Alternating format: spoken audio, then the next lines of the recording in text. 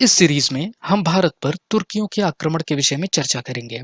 यद्यपि भारत पर हजारों वर्षों से विदेशी आक्रमण होते रहे, जिनमें से ग्रीक शासक कुछ हद तक सफल रहे और उन्होंने भारत के कई प्रांतों पर शासन भी किया।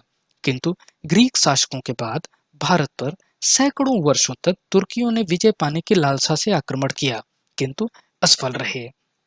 सन 1173 में मोहम्मद गोरी गजनी की गद्दी पर बैठा। गजनी अफगानिस्तान में एक छोटा सा प्रांत है। सन 1178 में गोरी ने गुजरात पर हमला करने का निश्चय किया।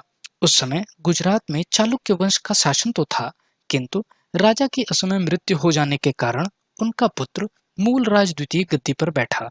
कुछ इतिहासकारों के अनुसार जब वह गद्दी पर बैठा तो उसकी आयु महज 5 वर्ष थी। ऐसे में सारा शासन मूलराज द्वितीय की माता रानी नाइकी देवी के हाथों में था। मोहम्मद गोरी ने सोचा कि गुजरात पर अधिकार करने में उसे कोई कठिनाई नहीं होगी, अतः उसने गुजरात की तरफ प्रस्थान कर दिया। रानी नाइकी देवी ने अन्य राजाओं से मदद मांगी, लेकिन कोई भी उनकी मदद के लिए आगे नहीं आया।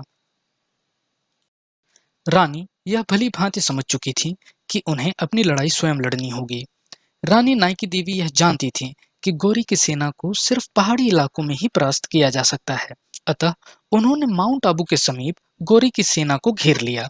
प्रचलित लोकोक्तियों के अनुसार रानी नाइकी देवी ने स्वयं युद्ध का नेतृत्व किया और हाथी पर सवार होकर रणभूमि में डटी रहीं। रानी नाइकी देवी ने मोहम्मद गोरी की सेना को पूरी तरह नष्ट कर दिया।